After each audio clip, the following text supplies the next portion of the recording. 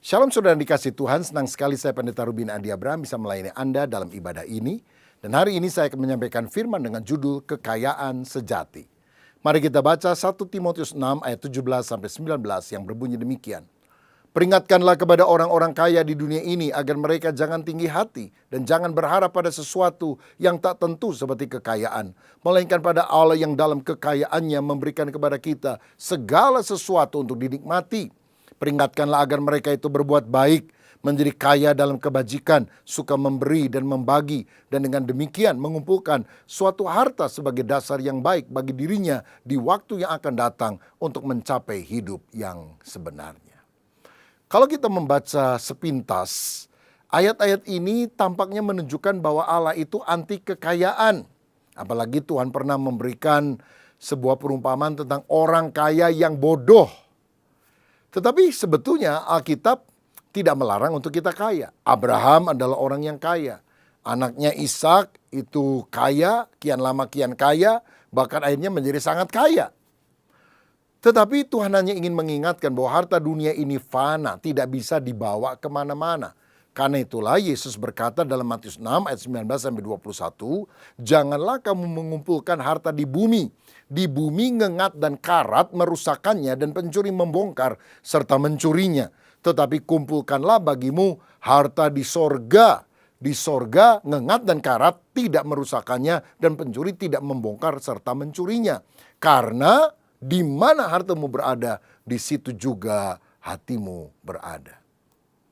Tuhan tidak mempersoalkan apa yang Anda miliki. Yang Tuhan persoalkan adalah apa yang memiliki Anda, apa yang menguasai hidup kita. Kalau harta itu menjadi budak yang kita bisa gunakan untuk memelihara keluarga, mensupport pekerjaan Tuhan, menjadi berkat bagi orang lain, itu sesuatu yang baik. Tapi kalau kita menjadi serakah, dikuasai oleh harta benda, kita sudah berdosa. Nah, Tuhan mau kita punya kekayaan sejati yang lebih baik daripada kekayaan jasmaniah belaka, kekayaan materi. Karena kekayaan sejati ini sifatnya tahan lama, bahkan kekal. Dalam Ibrani 10 ayat 34 dikatakan, memang kamu telah turut mengambil bagian dalam penderitaan orang-orang hukuman. Dan ketika harta kamu dirampas, kamu menerima hal itu dengan sukacita. Sebab kamu tahu bahwa kamu memiliki harta yang lebih baik dan yang lebih menetap sifatnya. Saudara, harta di bumi ini sementara, bahkan bisa dirampas orang. Tapi harta di sorga itu kekal sampai selama-lamanya. Itulah kekayaan sejati yang kita harus miliki. Dalam Wahyu 3 ayat 17, Tuhan mengecam jemaat Laodikia yang merasa dirinya kaya secara duniawi. Padahal di hadapan Tuhan, mereka adalah orang yang melarat, malang, miskin, buta, dan telanjang. Jadi orang yang kaya harta belum tentu kaya jiwa dan rohnya. Tuhan mau kita punya kekayaan sejati. Nah, jika demikian kekayaan sejati apa saja yang Allah ingin kita miliki? Yang pertama, dicatat dalam Amsal 22 ayat 1. Dikatakan, nama baik lebih berharga daripada kekayaan besar. Dikasih orang lebih baik daripada perak dan emas. Saudara-saudara, jadi harta kekayaan sejati yang pertama adalah nama baik. Ada ungkapan berkata, harimau mati meninggalkan belang, gajah mati meninggalkan gading, tapi manusia mati meninggalkan nama. Apakah nama baik ataukah nama yang sudah rusak? Apa artinya kita punya harta kekayaan yang luar biasa, tapi nama kita cemar, nama kita busuk. Dan ini tentu menjadi beban bagi keturunan kita di waktu yang akan datang. Saudara, harta bisa diperoleh, tapi kalau karena korupsi, memeras orang, akhirnya ketangkep KPK lagi ya, Komisi Pemberantasan Korupsi. Wah, celaka hidup kita.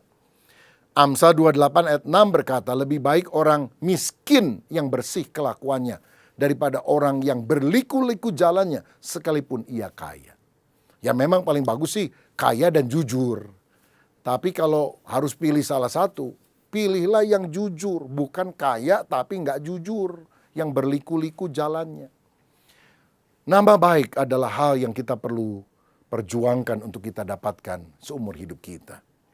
Sebab orang yang sungguh-sungguh kaya adalah orang yang kaya di hadapan Tuhan, dipuji oleh Tuhan karena sifat yang berkenan kepadanya.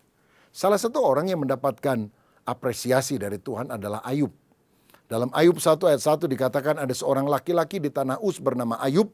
Orang itu saleh dan jujur. Ia takut akan Allah dan menjauhi kejahatan. Lalu bertanyalah Tuhan kepada iblis, apakah engkau memperhatikan hambaku Ayub? Sebab tiada seorang pun di bumi seperti dia yang demikian saleh dan jujur, yang takut akan Allah dan menjauhi kejahatan. Oh, betapa kayanya orang yang dipuji oleh Allah. Dan inilah kekayaan sejati yang kita harus kejar. Saleh artinya taat beribadah dan tercermin dalam hidup sehari-hari yang baik. Jangan di gereja alim, di luar gereja lalim. Di gereja saleh, di luar gereja salah. Di gereja berdoa, di luar gereja berdosa. Tapi mari kita benar-benar beribadah dengan rajin dan menjadi orang yang berkenan kepada Tuhan. Kita juga harus hidup jujur, artinya tulus, lurus hati, tidak curang, tidak suka nipu orang, bisa dipercaya, tidak suka bohong-bohong. Ada ungkapan berkata, sekali lancung ke ujian, seumur hidup tidak dipercaya. Artinya, kalau kita ketahuan curang, maka seumur hidup reputasi kita akan habis. Jangan kita jadi orang Kristen kalau di gereja nyanyi, angkat tangan, puji Tuhan dengan penuh perasaan. Tapi kalau lagi dagang, nipu orang juga dengan penuh perasaan. Ini namanya tidak jujur, saudara-saudara. Ya, kita ini harus beda dari orang yang tidak mengenal Tuhan, dari orang yang tidak percaya. Saudara tahu orang bule sama orang Indonesia kan ada bedanya. Kalau orang bule masuk restoran, dia lihat menu yang sebelah kiri, apa yang dijual. Ya, capcay, puyunghai, barongsai. Orang Indonesia lihat yang sebelah kanan. Mana yang paling murah, itu yang dia pesan. Kalau orang bule lagi naik taksi, yang dia lihat pemandangan di luar. Orang Indonesia kalau naik taksi, yang dilihat adalah argometernya, saudara. Wah, argonya jalan terus. Nah, itu bedanya. Nah, sekarang apa bedanya kita dengan orang yang tidak mengenal Tuhan? Kita harus jadi orang yang jujur, punya integritas. Kita juga harus hidup takut akan Allah. Artinya menghormati Tuhan. Bukan hanya dilihat orang saja, tapi kita benar-benar menghormati, menyegani Tuhan. Karena Dia segalanya dalam hidup kita. Yesaya 33 ayat 6 berkata, masa keamanan akan tiba bagimu? Kekayaan yang menyelamatkan ialah hikmat dan pengetahuan. Takut akan Tuhan, itulah harta benda Sion. Kalau orang hidup takut akan Tuhan, menjauhi kejahatan, maka dia benar-benar orang yang kaya di hadapan Tuhan. Saya teringat satu kali ada sebuah kisah di Amerika Serikat, ada seorang pelayan restoran yang ketika dia bersihkan orang yang habis makan, dia lihat ada sebuah dompet yang jatuh. Dan waktu dia buka isinya 15.000 US dollar. Wih, besar sekali. Orang Amerika biasanya nggak banyak, tidak membawa uang sebanyak itu, saudara sekalian. Ini kira-kira 225 juta lah. Dan waktu dia perhatikan ada alamat dan nama dari pemiliknya. Rupanya ada ibu tua baru makan, lalu entah gimana setelah bayar dompetnya jatuh, saudara-saudara. Dan ibu tua itu dikejar udah nggak tahu kemana, dia udah balik. Maka sehabis restoran itu tutup, pegawai ini naik kendaraan umum mencari di mana tempat tinggal ibu tersebut. Rupanya cukup jauh sehingga dia harus mengeluarkan cukup banyak biaya untuk transportasi. Dan ketika dia ketuk pintu itu, muncul wajah ibu yang tadi makan di restoran tempat dia kerja. Wajahnya masih panik begitu, saudara. Lalu dia bilang, ibu kehilangan dompetnya. Oh iya, kok kamu tahu? Jatuh di restoran tempat ibu tadi makan siang. Ini, lihat. Jumlahnya masih utuh, semuanya tidak ada yang kurang. Begitu dihitung 15.000 US dollar. Senang sekali, saudara sekalian. Dan dia kasih tip untuk orang ini, $5 doang, saudara. Untuk ongkos transport aja nggak cukup. Tapi pegawai ini bilang, oh ya ini memang milik ibu, jadi nggak apa-apa, ibu nggak kasih tip juga, saya akan tetap kembalikan. Tapi rupanya ibu itu kemudian besoknya menceritakan kepada tetangganya, seorang wartawan koran, yang kemudian memasukkan kisah ini di dalam korannya, mencantumkan nama daripada pegawai itu dan juga alamat dan nama restorannya. Dalam beberapa hari kemudian restoran itu ramai sekali, saudara. Karena apa? Orang-orang ingin ketemu dengan karyawan yang jujur ini. Dan beberapa orang bahkan dari berbagai kota di Amerika Serikat mengirim surat yang di dalamnya juga ada cek yang bisa dicairkan. Malah beberapa gadis menulis surat ingin melamar menjadi pasangan hidup daripada orang yang jujur ini. Orang yang punya nama baik, orang yang punya reputasi yang dipertahankan, orang yang berkenan kepada Tuhan akan diangkat oleh Tuhan karena dia punya kekayaan sejati. Saudara sekalian, kekayaan sejati yang kedua itu dicatat dalam 1 Timotius 6 ayat 18 yang berkata, "Peringatkanlah agar mereka itu berbuat baik, menjadi kaya dalam kebajikan, suka memberi dan membagi." Nah, ini yang Tuhan katakan, kita harus kaya dengan kebajikan. Apa itu kebajikan? Kebajikan adalah kasih yang aktif. Kebaikan adalah sikap hati di dalam, karakter. Kebajikan adalah perbuatan kasih yang nyata di luar. Jangan cuma jadi orang baik cuma di dalam. Tapi kita harus menyatakan kebaikan kita dalam kebajikan yang nyata. Ya, love and kindness. Kasih yang nyata di dalam perbuatan, dalam tindakan. Kalau saudara lihat ada orang kelaparan dan saudara bilang, aduh kasihan dia, kasihan. Saya rasa cecek lebih hebat dari kita karena dia bisa berdecak lebih nyaring.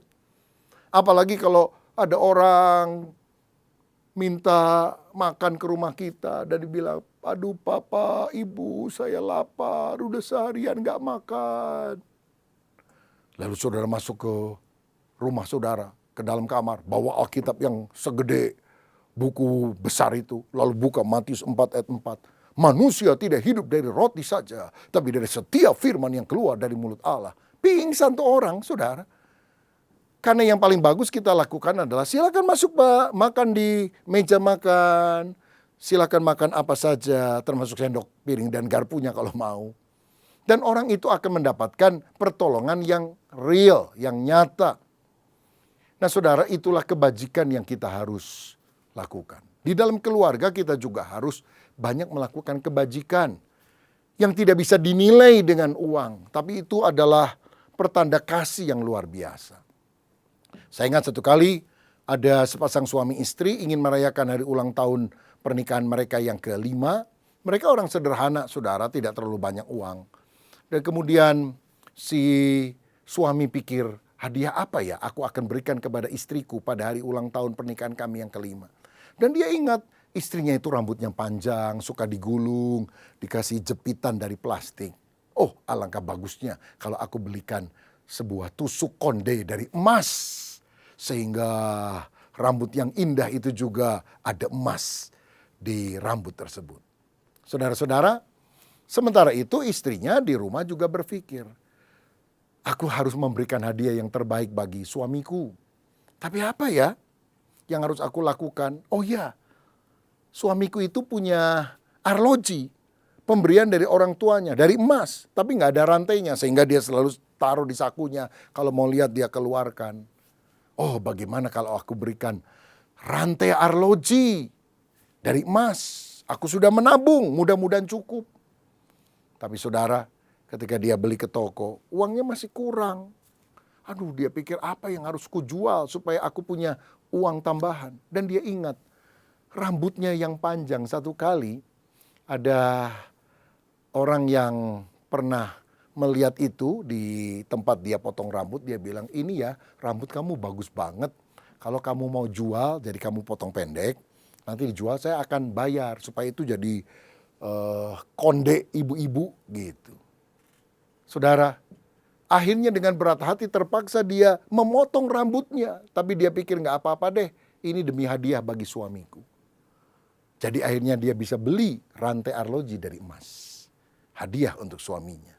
Dan ketika mereka sore hari tiba di rumah, kagetlah si suami. Loh, rambutmu kenapa pendek? Aku sudah membelikan tusuk konde dari emas sebagai hadiah bagi kamu di hari ulang tahun pernikahan kita. Kemana rambut kamu? Kenapa kamu potong?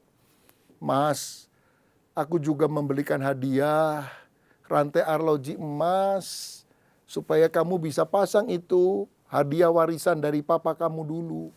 Tapi uang tabunganku kurang, karena itu kujual rambutku yang panjang. Keduanya tertegun. Tapi akhirnya keduanya sadar. Ini adalah wujud cinta mereka berdua. Mereka berangkulan. Tusuk konde tidak bisa dipakai, rantai arloji tidak bisa dipakai. Tapi kemudian mereka menaruh satu figura dan menaruh dua benda itu. Tusuk konde dan rantai arloji. Dan ada tulisan di bawahnya.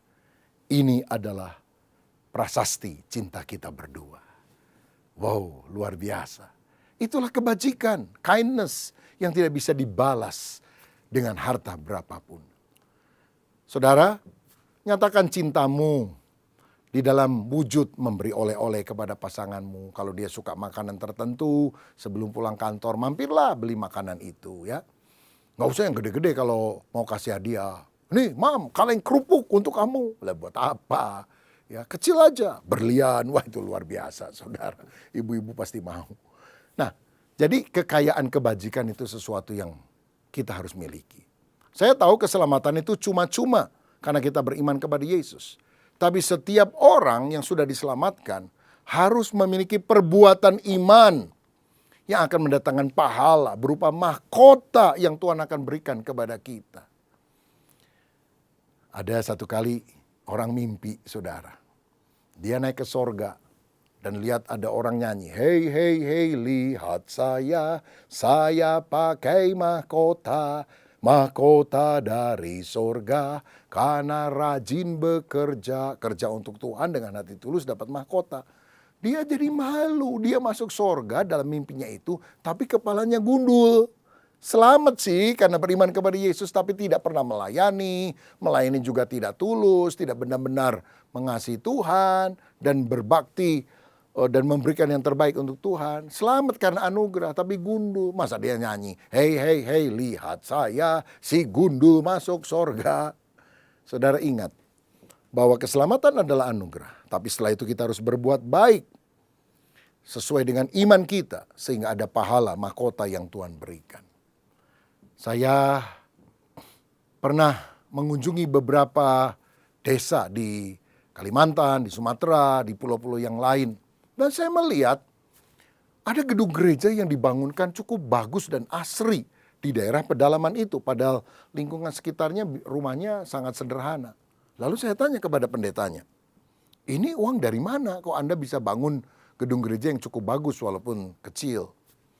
Dia bilang ada pengusaha dari Jakarta namanya Pak Anu yang memberi persembahan, jadi kami bangun. Lalu waktu saya pergi itu di Kalimantan, waktu saya ke Sumatera, saya juga dengar pendeta di Sumatera bilang, ada pengusaha Jakarta namanya Pak Anu yang memberikan uang untuk kami membangun gereja. Kebetulan namanya yang disebutkan sama. Saya pikir ya kebetulan aja namanya sama. Tapi ternyata saya pergi ke tempat yang lain, pulau yang lain, saya juga dengar nama itu disebutkan. Jadi saya berkesimpulan, ini bukan cuma namanya yang sama, orangnya yang sama. Dan satu kali saya pernah berjumpa dengan orang ini di Jakarta dan saya bilang, Pak, nama Anda sudah disebutkan dan didoakan oleh banyak orang di desa-desa karena Anda yang mensupport pembangunan gereja mereka. Dia bilang, iya Pak Pendeta, saya ini pengusaha, dulu sakit hampir mati.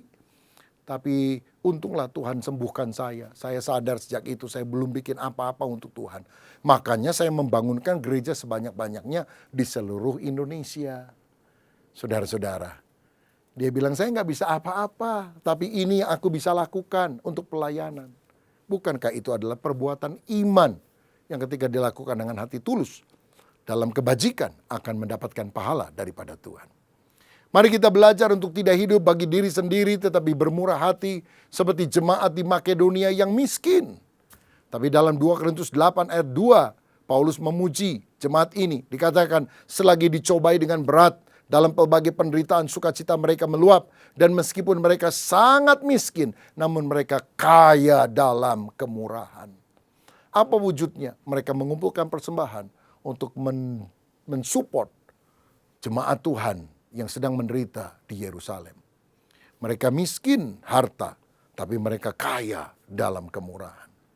Saudara, karena itu mari kita jadi orang yang gak serakah, yang hidup bagi diri sendiri. Orang kalau lagi miskin nanyanya gini ya, apa makan ya saya hari ini? Kalau udah diberkati, makan apa ya saya hari ini? Makin diberkati, makan di mana ya saya hari ini? Tambah kaya raya, makan siapa ya aku hari ini? Wih, tambah serakah saudara-saudara. Tapi mari kita punya kemurahan hati. Hidup melimpah dengan ucapan syukur. Limpah itu bukan berarti punya mobil 5, punya rumah 10. Enggak. Limpah itu artinya merasa cukup dengan berkat Tuhan dan bisa memberi kepada orang lain. Cukup sampai takarannya. Lalu waktu luber, itu adalah pemberian kita kepada orang lain. Mari kita tidak jadi orang Kristen yang pelit. Yang doanya begini, Tuhan pakailah hidupku, asal jangan uangku. Kuserahkan segalanya, tapi dompetku pegang sendiri. Martin Luther berkata, bertobat itu pertama membuka hati, yang kedua membuka dompet. Karena di mana hartamu berada, di situ juga hatimu berada. Kenapa banyak orang Kristen sudah ke gereja, katanya percaya Yesus, tapi ternyata dia pelit. Rupanya waktu dia dibaptis, dompetnya dia titipkan sama orang lain. Jadi dompetnya belum dibaptis, saudara. Barangkali saya perlu usulkan ya, kalau lain waktu ada yang dibaptis, baptis sama dompetnya begitu. Supaya dia juga bertobat dan suka memberi. Galatia 6 ayat 9 dan 10 berkata, janganlah kita jemu-jemu berbuat baik, karena apabila sudah datang waktunya, kita akan menuai jika kita tidak menjadi lemah. Karena itu, selama masih ada kesempatan bagi kita, marilah kita berbuat baik kepada semua orang, tetapi terutama kepada kawan-kawan kita seiman. Mari kita belajar memberkati orang yang berkekurangan. Ada seorang kaya raya konglomerat dari Amerika Serikat pada zamannya, namanya Rockefeller. Kayanya luar biasa. Tapi waktu dia berusia 55 tahun, sakit kanker usus. Dokter bilang 3 bulan mati. Wah, dia panik, saudara. Dia pikir, saya belum berbuat banyak. Harta saya yang banyak ini buat apa? Lalu dia mulai menyumbang untuk misi, untuk pembangunan gereja, untuk sekolah, untuk panti asuhan, untuk berbagai kegiatan. 3 bulan masih hidup. 3 tahun masih hidup. Dia baru mati 33 tahun kemudian pada usia 88 tahun. Ya kalau udah 88 udah waktunya lah. Kenapa dia sakit? Pelit, saudara-saudara. Kenapa dia sembuh? Ini seperti pohon yang mau ditebang oleh Tuhan. Tapi kemudian yang mengolah pohon itu bilang, Tuhan gimana kalau kasih waktu setahun aja. Kalau belum berbuah nanti tahun depan saya tebang. 3 bulan mulai berbuah. 5 bulan, 1 tahun berbuah. Dia suka menolong, membagi berkat untuk orang lain. Tuhan bilang, kasih perpanjangan hidup. Sampai 33 tahun kemudian. Mungkin ceritanya seperti itu di belakang layar, saudara. Tapi intinya, mari kita kaya dengan kemurahan. Hidup kita tidak boleh untuk diri sendiri, tapi menjadi berkat bagi orang lain. Dan yang ketiga, yang terakhir, kekayaan sejati. Dalam Yakobus 2 ayat 5 dikatakan, dengarkanlah hai saudara-saudara yang kukasihi, bukankah Allah memilih orang-orang yang dianggap miskin oleh dunia ini untuk menjadi kaya dalam iman dan menjadi ahli waris kerajaan yang telah dijanjikannya kepada barang siapa yang mengasihi Dia. Kekayaan sejati, nama baik, kekayaan sejati, kaya kebajikan, kekayaan sejati, kaya iman. Orang yang sungguh beriman kepada Tuhan adalah orang yang kaya. Dia punya kekayaan batin untuk mengatasi masalah kehidupannya. Ada artis Hollywood dulu terkenal namanya Marilyn Monroe. Ada aktor dari Hong Kong terkenal namanya Bruce Lee. Hebat, kaya, mati bunuh diri. Kenapa? Batinnya miskin. Tuhan mau kita punya kekayaan batin. Bukan dengan kekayaan uang, materi, tapi kaya iman. Apa gunanya seorang memperoleh seluruh dunia, tapi jiwanya binasa? Alexander the Great, pemimpin Yunani yang hebat itu, ketika dia sakit dan hampir mati, dia bilang, kalau aku mati, julurkan tanganku keluar dan tulis di batu nisanku, aku datang dengan tangan hampa dan aku pulang juga dengan tangan hampa. Semuanya kosong yang kita kejar di dunia. Tapi kalau kita sungguh-sungguh punya iman kepada Kristus, mati masuk sorga, saudara-saudara. Itu yang kita harus ingat betul. Saya teringat satu kali Petrus dimintain uang oleh pengemis di gerbang bait Allah. Dan Petrus berkata apa? Emas dan perak aku tidak punya. Tapi apa yang aku punya aku berikan kepadamu. Dalam nama Yesus orang Nazaret itu bangkit dan berjalanlah. Orang itu langsung melompat dan sembuh. Ini kekayaan iman. Sehingga kemuliaan Allah dinyatakan. Uang dia nggak punya banyak, saudara. Tetapi karena kaya iman, mujizat demi mujizat terjadi. Karena itu kejar perkara rohani, jangan perkara materi saja. Ya, jangan seperti Gehazi yang demi ingin materi, dusta, ngomong sama Naaman, akhirnya dapat harta tapi sakit kusta. Mari kita punya hati yang sungguh-sungguh beriman kepada Tuhan. Alkitab berkata, kalau Yesus datang untuk kali kedua, yang dia cari adalah iman di bumi. Dan yang dapat kita wariskan kepada generasi yang akan datang adalah iman kepada Yesus. Mari saudaraku bertumbuh di dalam iman, dan iman harus nyata di dalam perbuatan, termasuk dalam perbuatan baik, memberi, menolong orang-orang yang lain. Saya teringat satu kali, ada orang mimpi, diangkat malaikat ke sorga, lalu dia lihat, rumah-rumah sedang dibangun, bagus-bagus, besar-besar. Lalu dia tanya, rumah saya mana malaikat? Itu yang di sana, di ujung. Kok rumahnya kecil, belum jadi? Dia bilang, ya kami yang bangunnya, tapi seluruh perlengkapan dikirim dari bumi ini ke sana. Nah jadi kamu pelit sekali sih, gak suka kasih persembahan dan sebagainya. Akibatnya rumahnya gak jadi-jadi. Waduh malaikat kok begitu? Dia teriak-teriak, akhirnya jatuh. Untung jatuh bukan dari surga ke bumi. Jatuh dari ranjangnya, saudara. Sejak hari itu dia bertobat. Mulai kaya dengan kebajikan. Mulai kaya dengan iman. Mulai memiliki karakter yang baik. Sehingga punya nama baik untuk kemuliaan nama Tuhan. Ini doa saya supaya saudara benar-benar memiliki kekayaan sejati di dalam Kristus. Tuhan memberkati, mari kita berdoa. Bapa terima kasih untuk kebenaran firman-Mu. Kami tidak hanya mau mengejar kekayaan duniawi, tapi kami mau kaya di dalam Kristus. Berkat-Mu atas kami yang telah menerima firman dalam nama Yesus. Haleluya. Amin. Sampai jumpa, Tuhan Yesus memberkati.